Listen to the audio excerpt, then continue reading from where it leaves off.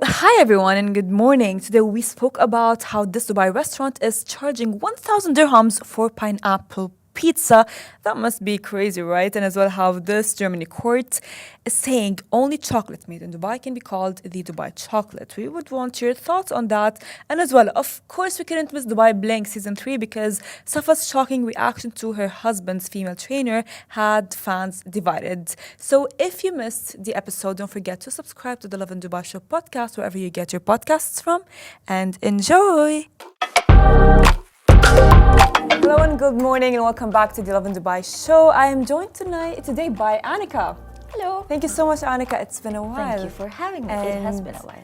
So let's just quickly run through our stories for the day. Of course, we're going to talk about the Coldplay mania that came to an end. But as well, a Dubai restaurant is selling pizza for 1,000 dirhams. And a German court has said that only chocolate made in Dubai can be called Dubai chocolate. There's an epic live music concert at Dubai Opera like you've never heard before. Yes, and as well, I don't know if you guys have heard or have seen what happened on Dubai Bling season 3. The drama between Safa and her husband. We're going to be talking all about it. And later on the show, we're going to be joined by Miss Universe Egypt, Logina, Salah, to talk a lot because we love her. Right? She's amazing. She's amazing. But before we actually go through our stories for today, let's talk about Coldplay. Have you been to Coldplay? I have not been to Coldplay. Oh my God. But I know that as a country, as an emirate, as two emirates, we are essentially reeling. We're like reeling in from the absolute sensation that it was. I even got a press release from, and it says that this was one of the biggest concert series in the UAE, and 200,000 fans. 200,000 fans have attended Coldplay's Abu Dhabi shows. So they had 4 shows on January 9th, 11th, 12th and 14th. And the British band absolutely took over the city. I know there were 1,000 contests happening to give away tickets. Everybody wanted to be there. And anyone who's come back, when I asked them, was it really worth the hype? Everyone's like, there was no hype. It was just the real deal. It was just sensational. So you went. I went. I did go. I went with my sister and my partner, and it was the best experience of my entire life. It's like a memory. And because we got the tickets around 5 months ago, right? Yes. We had a sensational Instagram live where we literally saw Farah jumping up and down. Literally. Remember, I didn't get the tickets initially, and then after that, my sister was able to get her hands on the tickets. I feel like we don't talk about that trauma enough, you know? Yes, I remember I went to the pantry and I was crying. I really was crying. It was such a fight to get those tickets. Yes. I think it adds to the experience. When you finally get there, you're like, I did it. It's so I was fighting with all of those people to get the tickets. That's the thought that went through my head. So all of you guys, I was fighting with all of you guys, but I went there and I swear to God, that's all that would run through my head. But I went there and I kid you not, the experience was beautiful. What was your highlight? My highlight was the song Fix You, when he sang it at the end. Oh. It is my favorite song. That and Yellow. I really love those songs, and seeing it live and not listen hearing them, through my earphones. Just it's a different experience, you know what I mean? It's that kind of vibe. Yeah. And as well experiencing it with people that you genuinely love and care for. It's so sweet. That was my Roman Empire, and it altered my brain chemistry, and I'm never gonna forget about that. I know yesterday Ward, she sits next to us, and she's also on the host of the Smashy Business Show. She was telling me that she's like, girl, I used to be depressed. Now I'm no longer depressed. Yes, because it's, as I said, it's altered my brain chemistry. And it's what's really sad? I was talking about this with Masa and other people who did actually go to the concert, is that once the concert was done, it's like a flashback memory. You don't remember every tiny detail because you enjoyed it and had so much fun. But yeah. Yeah, I know a lot Loved of it. people got engaged in this time. Yes, yes, The a lot. proposals, crazy Literally. amount of proposals. In fact, actually, yesterday, the last concert, last night, I saw there was a very unique proposal where a woman went with a sign saying, "Make him propose to me," and then Chris like really made the guy get on one knee and Literally. propose. So it's crazy. I think this is, by the way, like it's planned by the couple, because like how would he have the ring already I'm at sure the he saw her concert? making the poster. I don't know. I really don't know. But congratulations to everyone who got engaged. And I love the concert. I love the concert. I would definitely go to it again. Well, let's jump to our Speaking stories. about big moments in our country. Yes, let's jump to our us to our first story. Yes. Why don't you share with us? Okay. The MBZ-SAT, the region's most advanced observation satellite, has successfully launched from the Vandenberg Space Force Base in California, USA. It happened last evening aboard a SpaceX Falcon 9 rocket, and this was a significant milestone in the UAE's journey towards space exploration and advanced technology leadership. Well, MBZ-SAT represents a quantum leap in the UAE's space exploration endeavors. Now, entirely developed by Emirati engineers at the Mohammed bin Rashid Space Center, the SAT will contribute to disaster management and as well improve lives by generating high-resolution images around the clock, capturing details as small as 1 square meter. Now, its capabilities are 10 times greater than the center's current productivity, sharing captured data 3 times faster. I mean, how crazy would that be, right? And as well enabling immediate benefits to enhance various sectors. Now, German court rules. Yes. So sorry about that. But of course, this is amazing for the UAE. We have seen how the UAE has invested a lot in the space. Yeah, in the space mission, we have the MBRSC. There's been so many things that have happened. I think last year we launched. What else did we launch? I think we launched our first satellite to the moon. Yes. Astro Nayadi, he was there. Sultan Al Nayadi, he was there. He went up. He really made us proud. And this, by the way, explains I don't know how many of us got it, but right above we have our satellite with the MBZ-SAT on our phones too. So it is definitely a pivotal moment. You can see Dubai, the UAE as a whole is really like rushing forward in light years in terms of progress, making advancements in science and technology, space, so many sectors, and it is amazing. It is amazing to see the kind of progress. It's not easy. It takes a lot of research and development to get something done, but it also explains the UAE's close relationship with SpaceX and Elon Musk, and I'm very happy. I'm very proud. Of course, we're very proud. But one thing. Of course, we know that the UAE and Dubai are not only experts in the space and everything around and how much they're developing, but as well chocolate. Because German court rules, only chocolate made in Dubai can be called Dubai chocolate. We need to really talk about that. So a German court banned a German store from selling Alian Dubai handmade chocolate because it's made in Turkey. Now the court ruled that the name could mislead shoppers into thinking it's from Dubai. So a candy importer selling real Dubai-made chocolate filed the case and has also targeted Lidl and Lindt. Lidl claimed that the Dubai chocolate referred to the flavor and not the origin, but the court is not buying it. So for now, Dubai's name stays exclusive in Germany. What do you think of that? I think it's fascinating. I know that Dubai chocolate has been the hype, the phenomenon, the thing that described the city. Yes. Okay, it has just gone so viral, and it makes sense that the world wants to be part of it. If you check on, but like what I am confused about is that on Deliveroo, when you place the order for the Dubai chocolate, they specifically mention it needs to be consumed in 3 days. So yes, I would not trust any other reseller, especially internationally, who's trying to recreate the chocolate and sell it abroad. Because I mean, yes, you can recreate the chocolate, but you can't say it is the Dubai chocolate. Because it is.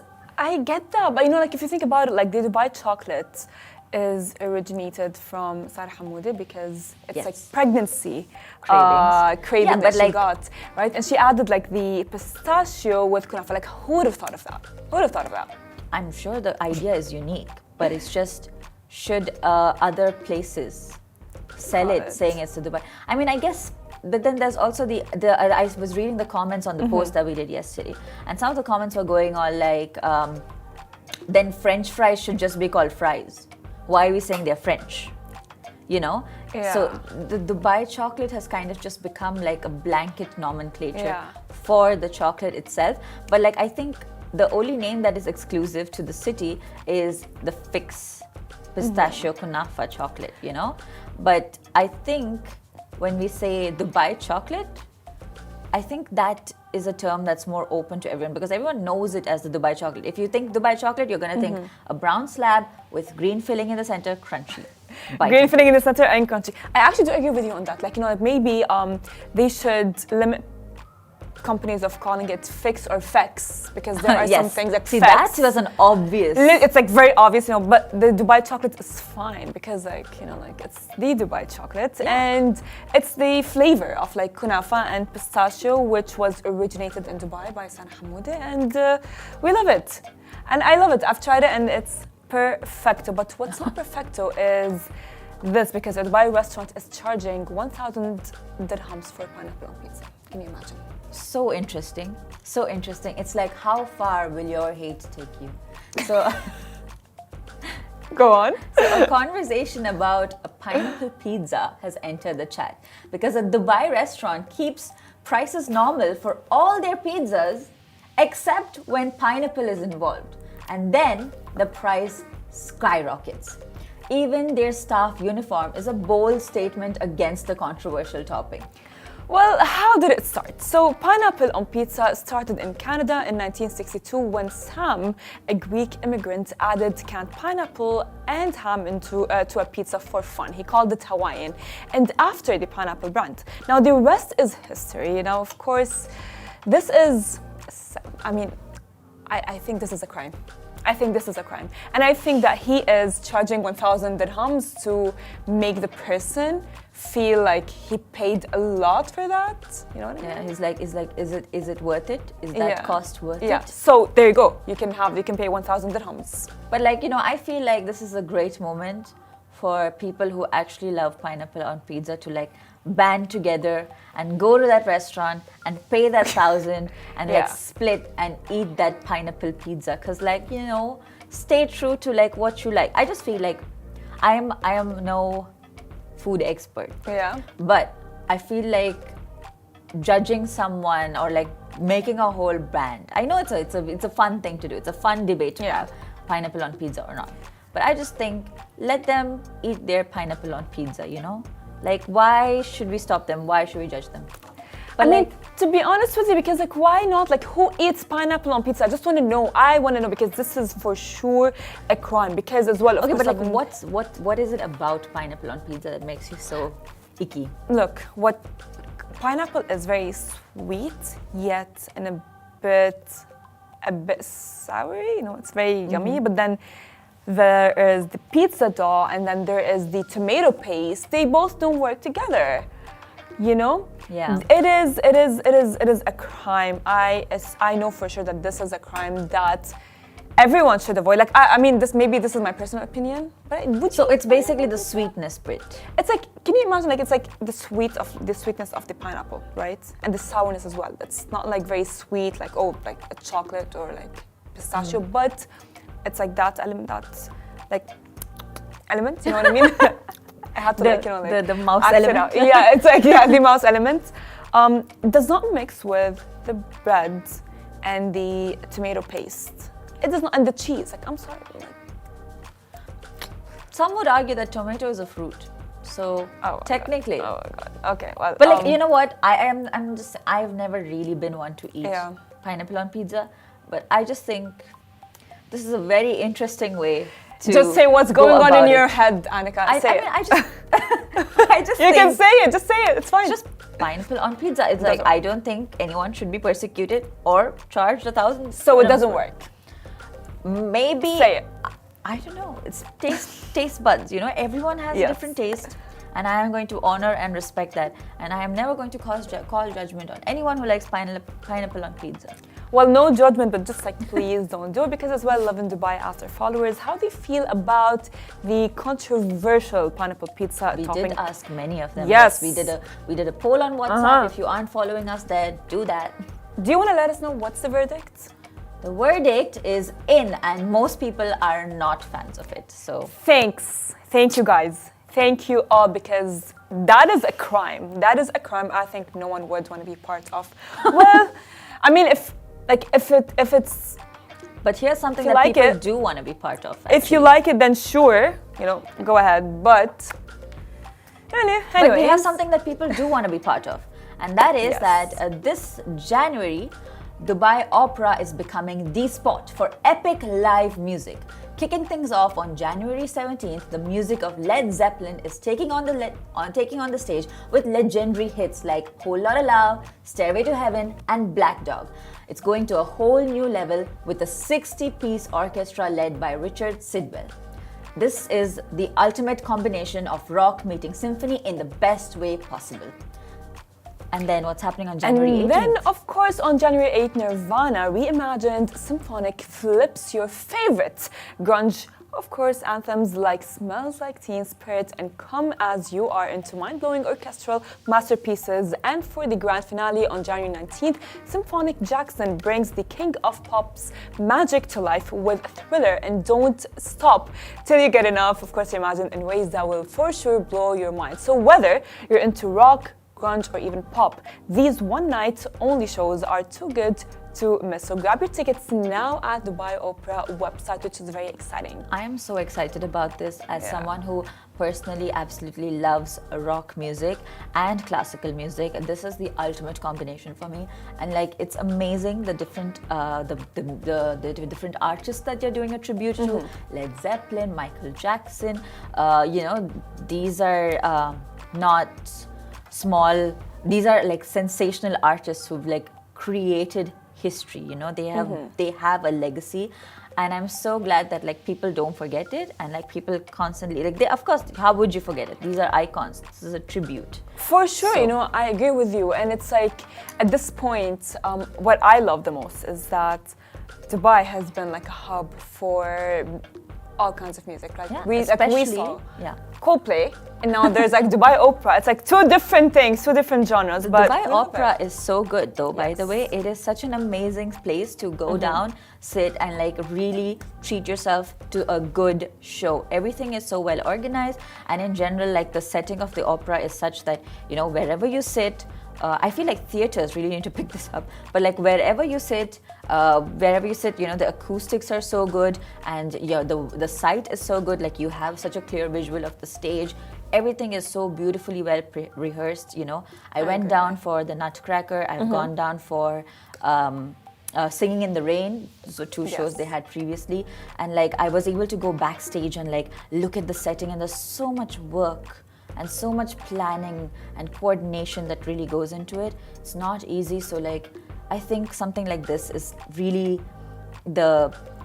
it's like keeping old traditions alive, like the old tradition of theater and the spirit of putting in that work, and like it's not a like you don't have retakes, right? Like cinema, when you're filming a movie or something, you have to do it. It's like one shot, and you need to be perfect. It's so much. I have so much respect for the theater. Of course, I feel like once you get in the Dubai Opera, it's like you quantum jump to a different era and a different setting. But of course, now I want to talk about something. Have you watched Dubai Bling? Yes, I have. Actually, I do binge watch Dubai Bling, and I saw season 1 and I saw season 2, but I did not get to season 3, and I feel like I'm missing out, especially this recent drama. Of course you're missing out, because Safa had a very shocking reaction to her husband's female trainer, which by the way had fans divided. Now the drama involving Safa from Dubai Bling is officially going viral, and let me tell you guys, fans are loving it. Now in a recent episode, Safa, who's already no stranger to drama on the show, was caught off guard when her husband Fahad was surprised by his friends with a female personal trainer. But what is the twist? Now the twist is Safa's reaction was not what anyone was expecting. So, while most might laugh it off, Safa was visibly uncomfortable with the surprise of her husband Fahad having a female trainer. In fact, she wasted no time setting some serious rules for Fahad's interactions with women, even going so far as to invite the personal trainer over to her home to get to know her better. Well, for sure, it was an intense moment, no doubt, and fans quickly took to social media to react. Some are calling Safa's response real and relatable, as this moment has sparked a heated debate online. Now, I saw the clip where she was like, they had like this 2-second rule. The first second he's allowed to look at the woman, and the second is considered cheating. I swear. And what do you think of that? Like, I feel like you have a lot to say here. You have, Faraz, obviously, our relationship I'm very opinionated. expert. I am very opinionated, honestly. But I want to know your thoughts. Annika. Well, my thoughts, I see where she's coming from. Oh, I understand. why? Like, I see where she's coming from in terms of, like, you know, like, my husband, my guy, look only at me. Why do you need to work out with a female? But at the same time, there is, I mean, I'm more leaning towards the other side of the crowd where it's like, you know, it's about trust, it's about respect, it's about knowing that, you know, having that security that your husband won't really look at anyone else. But Look, my mentality is completely different. I'm the kind of like a girl. I would be so confident in myself that I know that I'm gorgeous and I am beautiful. So if my husband is not going to be recognizing that, that's a problem itself. He should, on his own, not look at other women. You know what I mean? Because I wouldn't. Would you ask for a gift on your birthday? You wouldn't. You know what I mean? And that's how I take it in that way. And as well, to be honest with you, like I think it's human nature to like if you find someone attractive, like you'll look at them. yeah, so are you saying that it's okay if like your husband were to look at another woman? Would you be okay with that? No. Okay. No. And so like what about like getting sweaty and like training with another woman? I think. Why can't you train yourself, bro? Why can't you train yourself?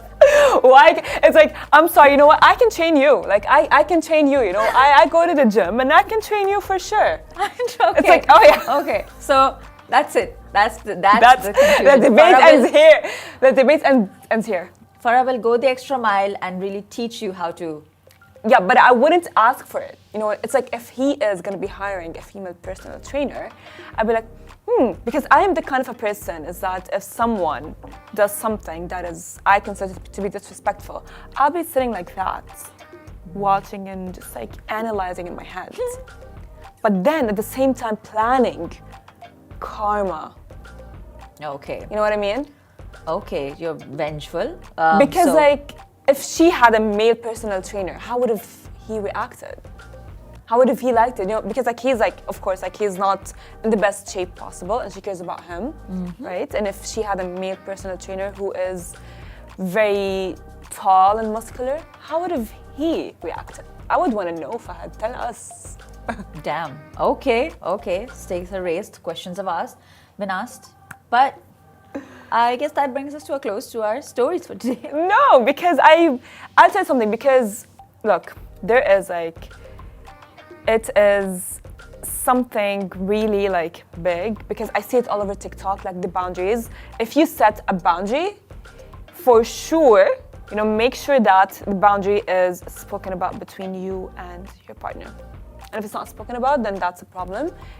And if he does not respect it, then that's another problem. But yeah. So, as Annika has mentioned, this brings us to the end of our stories for today, but stay tuned because after this short break, we are going to be joined by Miss Logina Salah, the Miss Universe Egypt 2024. Welcome back to the Lovin Dubai show. Today's guest is Logina Salah, crowned Miss Universe Egypt 2024 and is more than a beauty queen. As someone who's proudly embracing her vitiligo, she's inspired everyone to celebrate beauty in all its forms. From the pageant stage to social media, Logina's story is a celebration of the power of self-love. And welcome on the show, and thank you so much for being here. What a great Super excited to have you. Thank Congratulations, you so much. by the way. Thank You're you so beautiful, much. you're gorgeous. Thank you. So let's talk about our Okay, questions. so we want to kick it off with like the biggest question. What inspired you to join Miss Universe? I was always been a pageant fan, but it wasn't a possibility for me to join for being a mother when I was 24 years old and for being 34 years old as well. So it's always the pageant girls, we know them as young girls. They have to be single, not married, with no kids. And for them to remove the restrictions in Miss Universe, that made me join. Because I like breaking barriers. It's something that maybe God put inside me, that I have to break barriers for the coming generations and to inspire more women and girls to be themselves. And I said, why does like a beauty queen has to be not married or a certain age? Age doesn't define you. It's your energy and who you are. So I joined right away. It was like something very hard to work on because I wasn't ever in a pageant before, and Miss Universe is the biggest pageant, you know. Yes. So I had to make the preparations. I was crowned back in September, and the Miss Universe was at the end of October, so I had to make the double effort. But I'm happy that I made it there, and as the first ever woman with a skin condition and the first mother in the Middle East. So That's amazing. That's a lot of feathers you're wearing. I mean, you for sure like broke barriers because, you know, like a lot of people back then used to look at the skin condition like maybe a bit differently as well with pageantry. The age factor was a huge thing, but you broke that barrier, and as well as you said, you're a mother. So regarding that, what is the most memorable moment that you can recall during Miss Universe Egypt experience? Okay, so I was the first woman in the Middle East and the first Egyptian woman to make it to the semifinals in history. So I'm so proud and happy to achieve that milestone. When they said my name, because there is something called a sash factor. A sash factor, it means what is the history in pageant for this country. And when the country is not doing so good in pageants for the previous years, or they didn't achieve something, it's not expected from them to achieve this year. And when I wasn't expecting them to call my name, even though I did the work and I put a lot of effort, but I said my sash factor would affect that. And when they called my name for the semifinals, I was like, I was shocked, happy, proud, because I worked so hard for that, and I trained in the Philippines, and I did my national costume as well in the Philippines. So it was a lot of work, a lot of effort. I can imagine. Yeah, you know, I want to talk about that. So I remember, I had been like low-key following your journey because I follow the Miss Universe Bahrain Shireen. Yes. And I saw that you guys were very close. Yeah. And you were always together. But then one day I was on TikTok and I'm scrolling through and I see this one iconic video of you in blue. My national costume went viral because it was about Cleopatra, and I was shocked because I felt and I saw how foreigners are fascinated by the Egyptian culture, and I wanted to show them that we can like symbolize that in my national costume. So I showed Cleopatra, and first I was wearing a mask.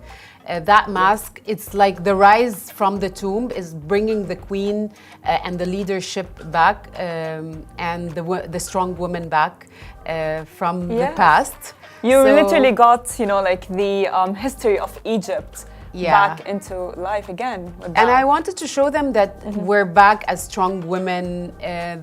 We are leading since, you know, ancient Egypt. So there's no dream that is impossible. You just put it in your mind and you work hard for it. And I think that is such a thoughtful tribute to like the entire culture. That's amazing. So did you ever feel excluded or out of place in your community, in the pageant community? You know, going there, I feel like there is a whole stereotype that Yeah. you know, pretty women are always mean. Yeah. So, or like, you know, and like, you know, like, so it's like going for a competition like the Miss Universe, it's a bunch of pretty women.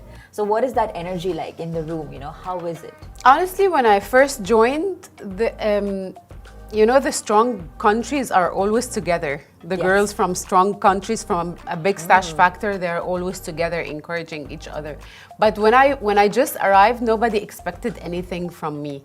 Right. But all the media worldwide, Colombia, I was trending in Colombia, in Venezuela. So when I arrived there and I proved myself, they started to, you know, first they started to, okay, and then they befriended me, and I ended this competition when I'm friends with everyone and I'm in good terms with everyone. So I think it's how you carry yourself and how you prove yourself, because first, they are not expecting anything from you, and then when you work hard and when you show who you are, so they start, you know, to get intrigued and to get to know you more.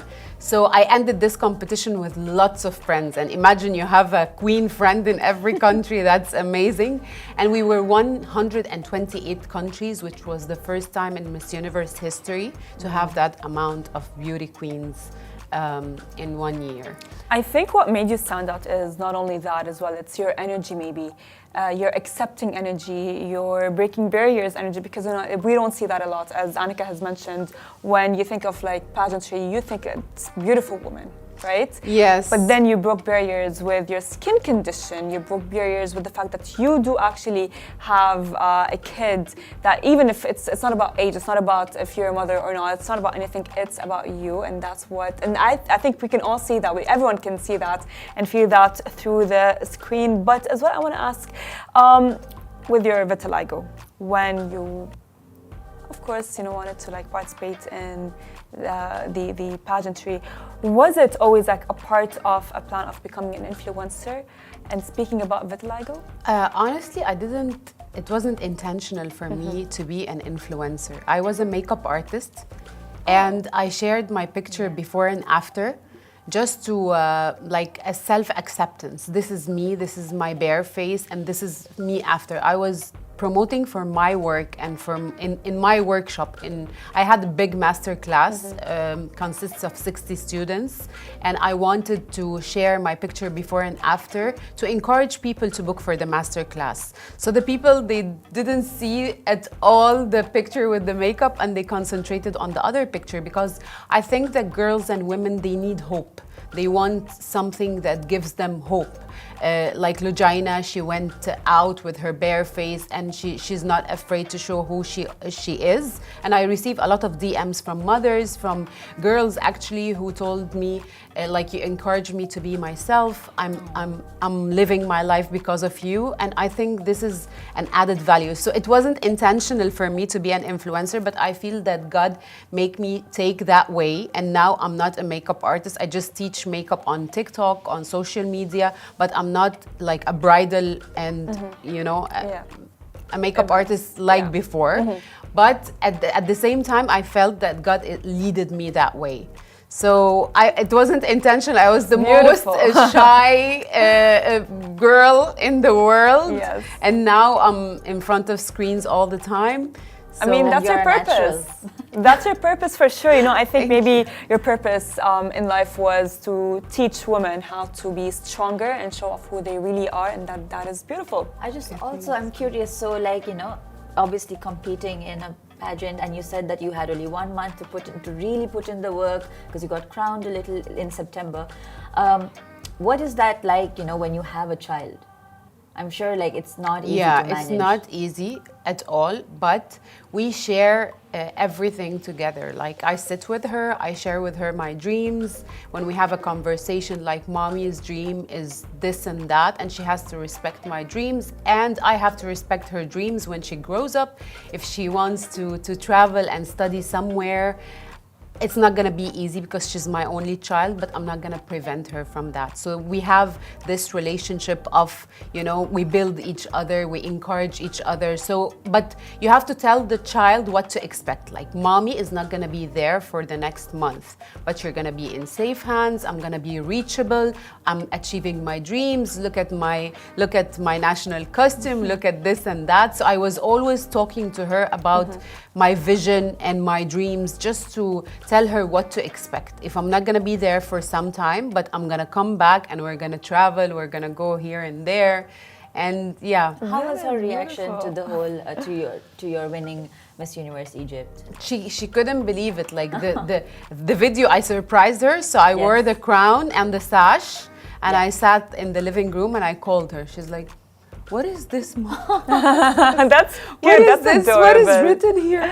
Miss Universe Egypt, what does that mean?" And when she went and told her friends in school, they were like calling me from school, "Lara is saying this and that. Is she making up stories?" She's That like, is "No, very she's cute. not." I really, because the first comment I got from my friends and family and co-workers when I said I'm gonna be Miss Universe, I want to apply for that, but you're a mother. So we have to remove that stereotype of she's a mother, she cannot, or she has stretch marks, for example, from birth, so she cannot participate in pageantry.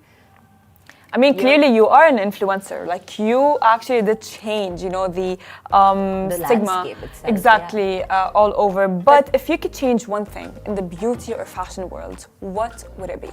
Other than, you know, of course, like accepting of conditions that I would change the fact that they choose one or two people who are different just to state they are different. We shouldn't state. We shouldn't state. They should blend perfectly in the industry, you know, because a brand is like, we're like, for example, encouraging plus size models. So here is a plus size model. Just stating that she is a plus size and stating that you are getting a plus size. We shouldn't label women. We shouldn't label them. Right. I don't want any labeling. Like this girl with a skin condition, this beauty queen with a skin condition. I don't want to be looked at as different. I just want to blend perfectly in the community, because what is different? Something that we don't see every day.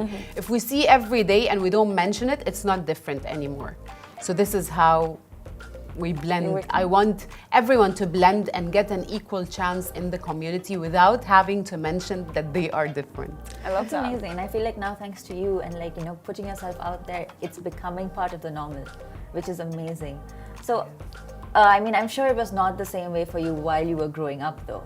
So, like, if there's something that you would want to tell your younger self, you know, today, now that you've made it, like you're Miss Universe Egypt, you're representing a country at such a pivotal time in history, like for the Middle East and for the Miss Universe, you know, to bring Middle East up front there, it's not easy. So it's not easy, and the fact that they want they don't want to shed the light on us, you know. We feel like, okay, you're from the Middle East, okay, that's great, but they don't want us.